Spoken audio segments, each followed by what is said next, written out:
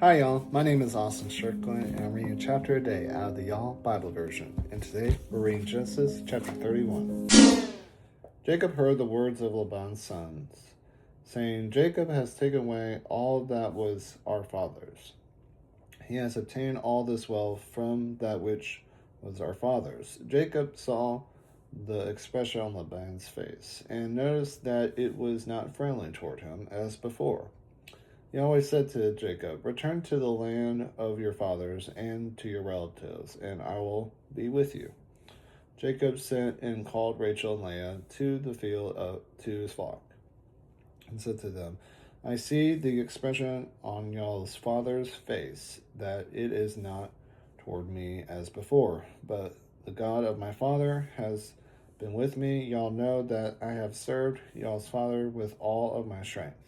Y'all's father has deceived me and changed my wages 10 times. But God didn't allow him to hurt me. If he said, the speckle will be your wages, then all the flock bore speckle. If he said, the sheep will be your wages, then all the flock bore sheep. Thus God has taken away y'all's father's livestock and given them to me. During mating season, I lifted up my eyes and saw in a dream the male goats which were mating with the flock were streaked, speckled, and grizzled. The angel of God said to me in the dream, Jacob, and I said, Here I am. He said, Now lift up your eyes and see that all the male goats mating with the flock are streaked, speckled, and grizzled. For I have seen all that Laban does to you. I am the God of Bethel, where you anointed a pillar, where you vowed a vow to me. Now arise, get out from this land, and return to the land of your birth. Rachel and Leah answered him, Is there yet any portion or inheritance for us in our father's house? Aren't we considered as foreigners by him? For he has sold us and has also used up our money for all the riches which God has taken away from our father are ours and our children's. Now then, whatever God has said to you, do. Then Jacob rose up and set his sons and his wives on the camels, and he took away all his livestock and all his possessions which he had gathered, including the livestock which he had gained in Padan Aram, to go to Isaac his father, to the land of Canaan. Now Laban had gone to shear his sheep, and Rachel stole her father's household idols. Jacob deceived Laban the Syrian in that he didn't tell him that he was running away. So he fled with all that he had. He rose up, passed over the river, and set his face toward the mountain of Gilead.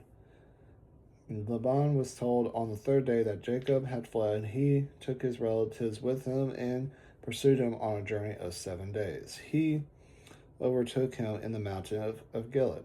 God came to Laban the Syrian in a dream of the night and said to him, Be careful that you don't speak to Jacob either good or bad. Laban caught up with Jacob. Now Jacob had pitched his tent in the mountain, and Laban with his relatives encamped in the mountain of Gilead. Laban said to Jacob, What have you done, that you have deceived me, and carried away my daughters like captives of the sword? Why did you flee secretly and deceive me, and didn't tell me that I might have sent you away with mirth, and with songs, with tambourine, and with harp, and didn't allow me to kiss my sons and my daughters?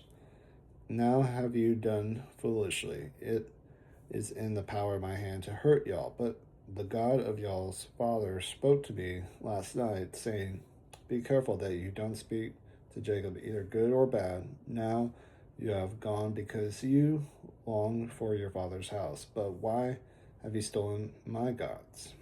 Jacob answered Laban, Because I was afraid, for I said, Lest you should take your daughters from me by force. Anyone you find your gods with will not live. Before our relatives discern what is yours with me and take it. For Jacob didn't know that Rachel had stolen them. Laban went into Jacob's tent, into Leah's tent, and into the tent of the two female servants, but he didn't find them. He went out of Leah's tent and entered into Rachel's tent. Now Rachel had taken the household idols, put them in the camel's saddle, and sat on them. Laban felt around all the tent, but didn't find them. She said to her father, "Don't let my lord be angry that I can't rise up before you, for I'm having my period." He searched, but didn't find the household idols. Jacob was angry and argued with Laban. Jacob answered Laban, "What is my trespass? What is my sin, that you have hotly pursued me? Now that you have felt around in all my goods, what have you found of all your household goods? Set it here before my relatives and your relatives, that they may judge between us two. These 20 years I have been with you. Your ewes and your female goats have not cast their young, and I haven't eaten the rams of your flocks, that which was torn of animals.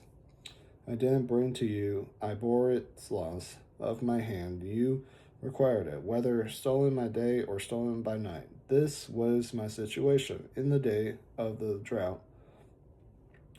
In the day the drought consumed me, and the frost by night, and my sleep fled from my eyes. These 20 years I have been in your house. I served you 14 years for your 2 daughters, and 6 years for your flock, and you have changed my wages 10 times, unless the God of my father, the God of Abraham, and the fear of Isaac had been with me. Surely now you would have sent me away empty. God has seen my affliction and the labor of my hands, and rebuked you last night." Laban answered Jacob, "The daughters are my daughters, the children are my children, the flocks are my flocks, and all that you see is mine. What can I do today to these my daughters, or to their children whom they have borne? Now come, let's make a covenant, you and I. Let it be for a witness between me and you." Jacob took a stone and set it up for a pillar. Jacob said to his relatives, "Y'all gather stones." They took stones and made a heap. They ate there by the heap. Laban called it Jagar Shadutha, but Jacob called it Gilead. Laban said, "This heap is witness between me and you today." Therefore it was named Gilead and Mizpah, for he said, "May Yahweh watch between me and you when we are absent one from another. If you afflict my daughters, or if you take wives in addition to my daughters, although no man is with us.